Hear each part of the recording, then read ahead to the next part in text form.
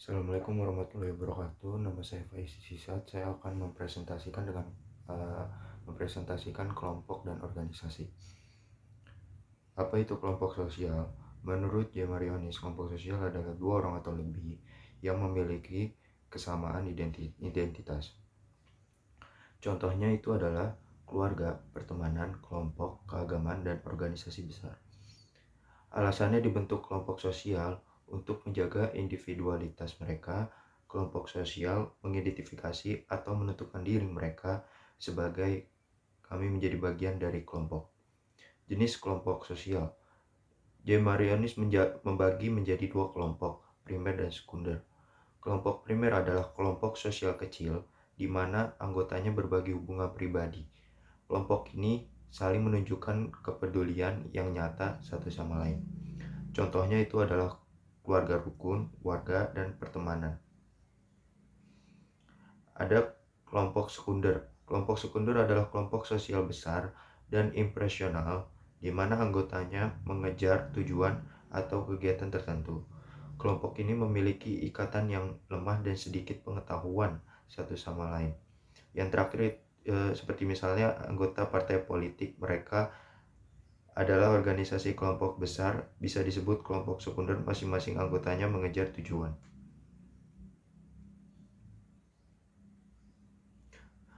Berikutnya itu ada kelompok dalam in-group dan out-group. Kelompok in-group adalah kelompok sosial di mana anggotanya merasa terhormati. Konsep in-group diperkenalkan oleh William Graham Summer. Kelompok dalam dijumpai persahabatan, kerjasama, keteraturan, dan kedamaian. Contohnya itu adalah keluarga dan profesi pekerjaan. Ada juga kelompok luar atau bisa disebut out-group.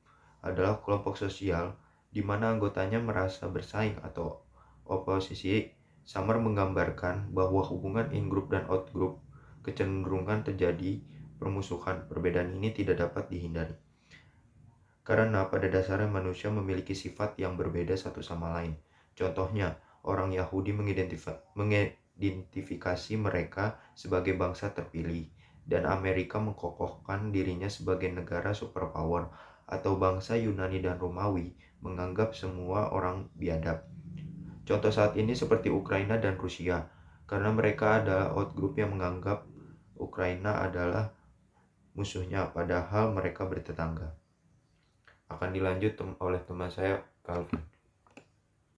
Assalamualaikum warahmatullahi wabarakatuh. Nama saya Calvin Akbar Ramadhani dari kelompok 11. Di sini saya akan melanjutkan penjelasan teman saya mengenai kelompok dan organisasi. Kelompok acuan atau reference group.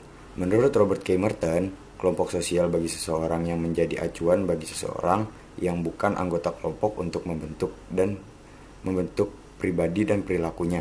Disebut kelompok acuan berarti bahwa orang-orang menjadikan suatu kelompok tertentu sebagai acuan dalam bertindak dan berperilaku, walaupun secara fisik maupun resmi tidak tercatat sebagai anggota kelompok.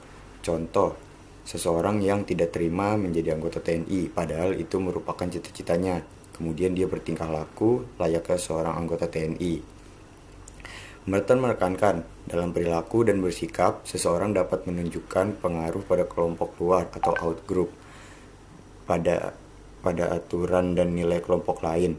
Hal tersebut menunjukkan orang tersebut tidak mengikuti aturan kelompok dalamnya sendiri.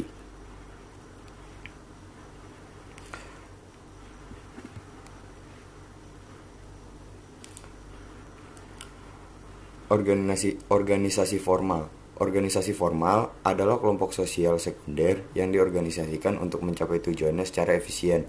Marionis membagi organisasi formal menjadi 3 tipe organisasi, yakni organisasi utilitarian, organisasi normatif, dan organisasi koersif. Tipe kekuasaan. Max Weber kemudian mengidentifikasi 3 sumber kekuasaan: tradisional, rasional legal, dan karismatik yang ada dan menyatu di dalam masyarakat. Kekuasaan tradisional atau traditional authority yang didasarkan pada kebiasaan merupakan ciri kelompok kesukuan. Dalam masyarakat semacam ini, kebiasaan menentukan hubungan-hubungan dasar. Kelahiran dalam suatu warga tertentu, misalnya menjadikan seseorang kepala, raja, atau ratu. Kekuasaan rasional legal. Kekuasaan rasional legal atau rational legal authority tidaklah disarankan pada kebiasaan, melainkan pada peraturan tertulis. Rasional berarti masuk akal dan legal berarti merupakan bagian dari hukum, seperti suatu kontak antara dua orang individu.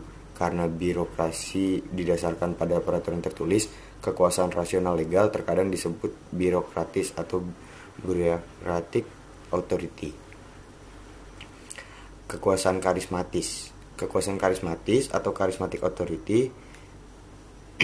Karisma berasal dari kata Yunani yang berarti hadiah yang diberikan secara bebas dan anggun.